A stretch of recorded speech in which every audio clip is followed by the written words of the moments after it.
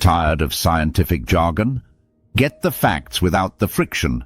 This is Weekly Digested Science, where we translate the world's most significant peer-reviewed research into your weekly news update. For a trustworthy source of knowledge, hit like and subscribe. Welcome to the Deep Dive.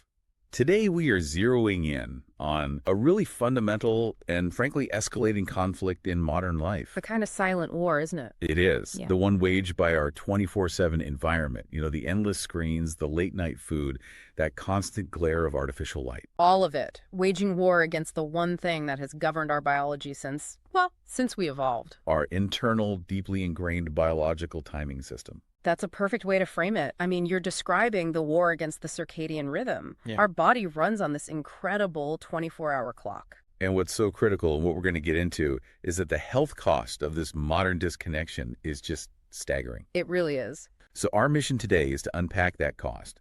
It ranges from metabolic disorders all the way to cardiovascular disease. We pulled together research from clinical trials on shift workers. Right, and we've put that right alongside anthropological studies of, traditional indigenous communities. Yeah. Exactly. From the Kanawaki and Cree nations to horticulturalists on Tanna Island in Vanuatu. And the patterns across these groups are, they paint a unified and pretty sobering picture. And we're going to show you that while the challenges look different, a factory worker on a night shift or a teenager glued to their phone, the underlying biological consequence is exactly the same. Profound misalignment. Yes, profound misalignment, often with devastating long-term results. Okay, let's unpack this.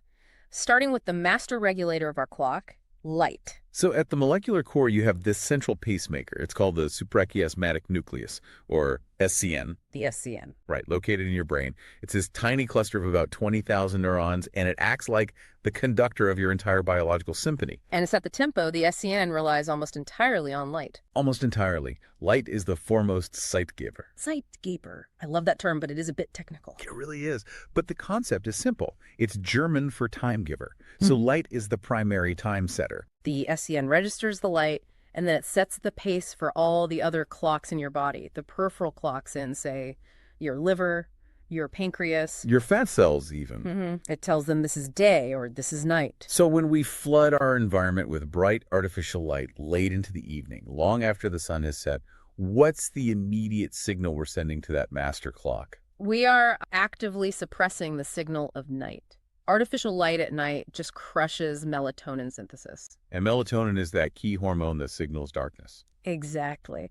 It's fascinating because it doesn't really cause sleep, but it conveys that photoperiodic information, the message that darkness has arrived, and that increases your sleep propensity. So when that message is suppressed, your entire system gets this powerful and completely incorrect signal that it's still daytime, no matter what the clock on the wall says. And that brings us to this huge generational shift that's so well documented in the research. I'm thinking of the elders in the Kanawaki community. Yes. The elders there noted that their world has just fundamentally shifted from watching the sun and watching the moon come up. Relying on those natural time givers, those sight givers. To actively engaging with new tech, putting on the computer, the TV, the lights, instead of just winding down with the setting sun. And the practical consequences of that are immediate, especially for kids. Teachers and parents are seeing this massive spike in sleep deprivation. Because children now have these powerful technologies, cell phones, PlayStations, right in their bedrooms. It's a private nocturnal activity. Exactly. It becomes incredibly difficult for parents to monitor. One teacher noted that in their grade 6 class, something like 75% of the kids are severely sleep deprived. Wow, 75%. Yeah, some staying up playing games until 2 in the morning. That's a level of chronic sleep debt that, previous generations just couldn't really achieve. And what surprised me in the research was that it's not just the technology itself, but also when we eat that messes up the cycle. This is where the alignment really, really breaks down. Your circadian system and your feeding cycles, they interact reciprocally. So they influence each other. Constantly. Your peripheral clocks in the liver, for instance, are heavily, heavily driven by the timing of your food. So if you eat at unconventional times, like late in the evening, or just erratically, you misalign your organ clocks from your central brain clock. It's like your brain thinks it's midnight, but your liver is getting a signal that it's lunchtime. Precisely. And the consequence of that internal miscommunication is profound cardiometabolic dysfunction. Here's where it gets really interesting. The immediate measurable consequences of this misalignment on your body.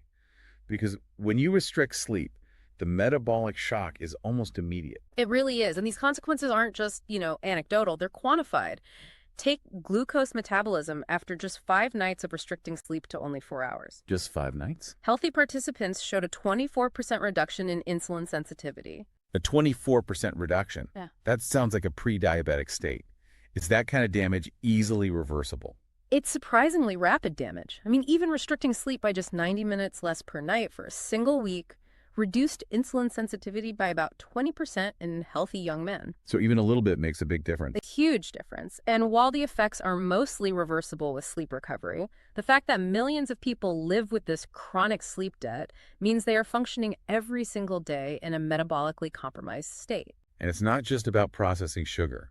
Short sleep is prospectively associated with weight gain and obesity. It's this cruel biological trap. It absolutely is. Short sleep makes you eat more, you consume more calories, and suddenly high-calorie foods and desserts are way more appealing. And to make it worse, it can also reduce your resting metabolic rate, your RMR, especially in older populations. So you're burning fewer calories just by existing. So you're exhausted, you're craving junk food for energy, and your body is simultaneously turning down its own furnace.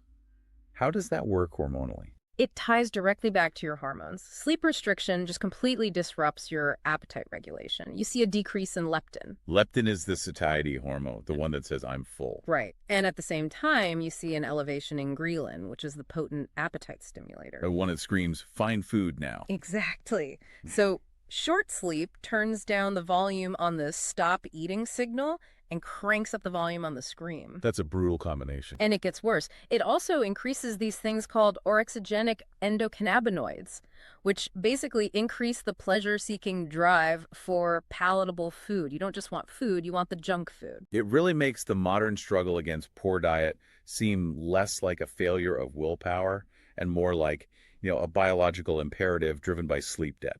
That's a great way to put it. And the ultimate stress test for this is shift work. Right? Yeah. It affects something like 15 to 17% of the U.S. and European workforce. It's a massive public health crisis for that very reason. It forces that profound misalignment for years, even decades. And we see links to major diseases. Yes. The exposure to light at night and the disrupted melatonin rhythms are linked to increased cancer risk.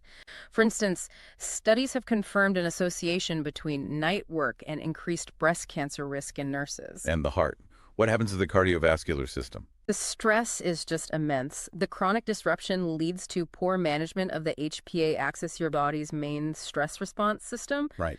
And this results in what's called sympathovagal imbalance. Sympathovagal imbalance. So the body is basically stuck in fight or flight mode all the time. Precisely. Instead of getting into that necessary rest and digest state, the body's constantly elevated.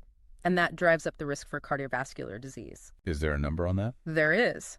One large study found that 5 years of rotating shift work was associated with a 12% increase in the risk of a heart attack. A 12% jump just from your work schedule. Yeah. But the good news is that risk does tend to drop once the shift work stops. If we connect this to the bigger picture, this pervasive disruption isn't just about feeling tired in industrialized nations. It's a major public health crisis whose roots are confirmed by looking at communities transitioning to modern life. Right, where we can actually track the exact moment that light becomes the primary disruptor. Exactly. So let's look at that fascinating study from Tanna Island in Vanuatu. Researchers compared Melanesians living traditional lifestyles, some with and some without electric light. What did they find out about how long humans naturally sleep? Well, what's really remarkable is that habitual sleep on Tanna was pretty long, averaging between 7.4 and 7.8 hours. So that sort of contradicts that popular idea that our ancestors were all 5-hour sleepers. It does. It suggests that natural sleep length isn't fixed, but, it probably depends heavily on the environment and how people get their food. Okay, so they were getting healthy, long sleep naturally. What happened the moment electric light was introduced? Even in this really traditional, low-density setting, the effect was immediate.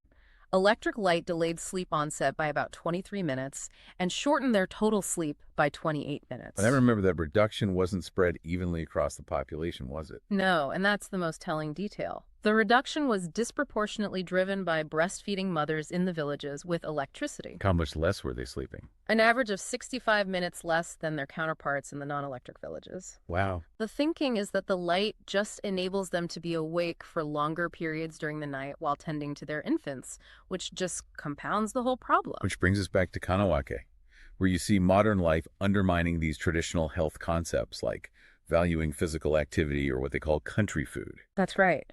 When the community members, parents, teachers, elders were asked to name the biggest factors affecting kids' sleep, they listed 4 things. Technology was number 1. Of course. But right behind it were lack of parental limits, poor nutrition, and a lack of physical activity. That idea of food-disrupting rest is so powerful there.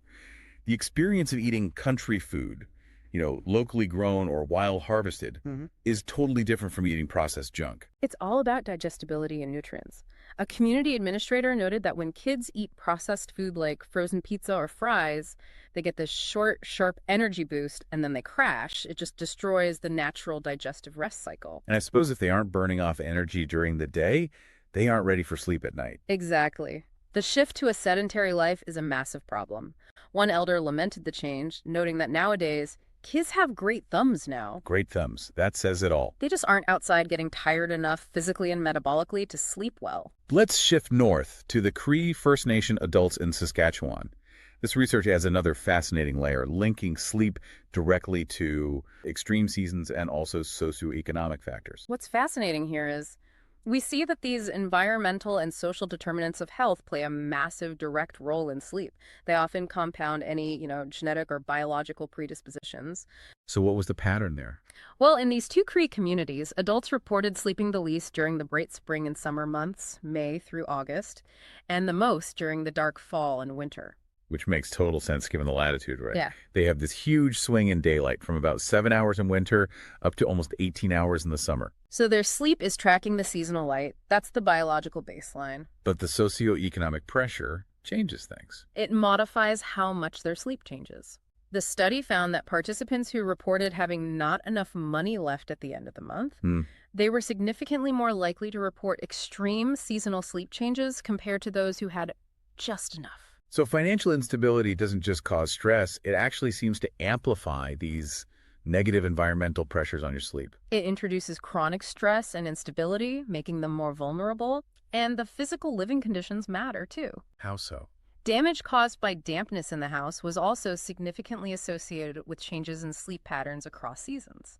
Why does dampness in a house affect sleep so dramatically? Well, dampness and mold exposure are known to worsen sleep problems.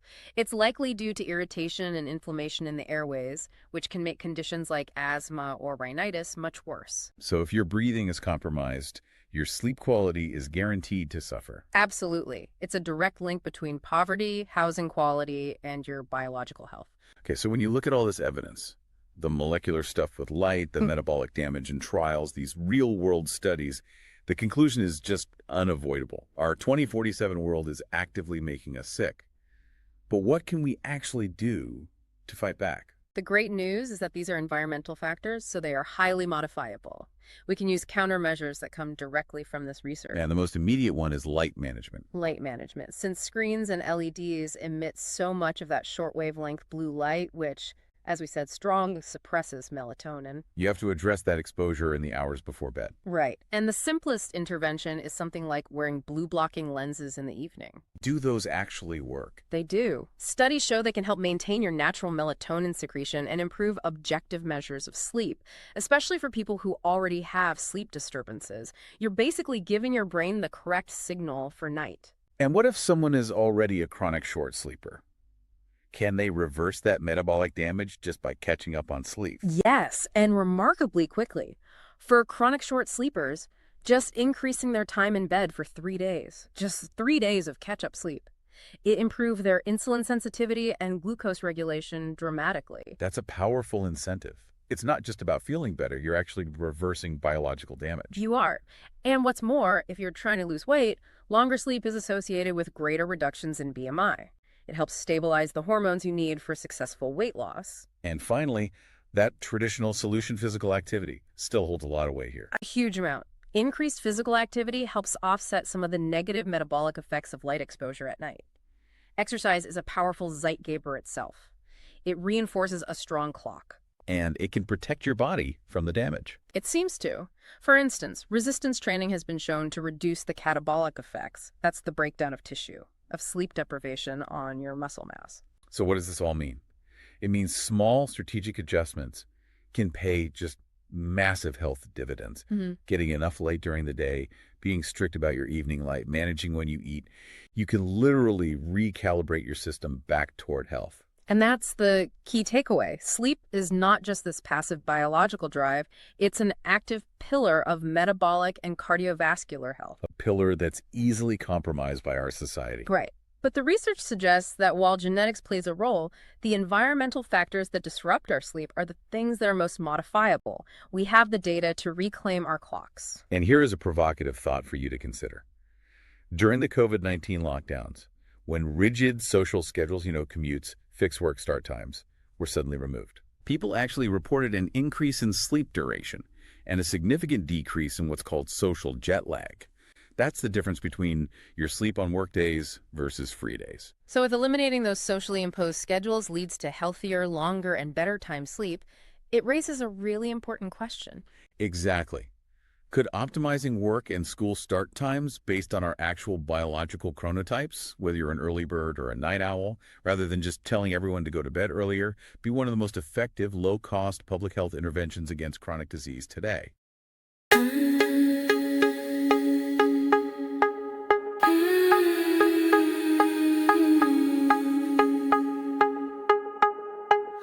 Under the canopy where shadows play, crickets sing secrets at the edge of day. A bird calls sharp like a question in the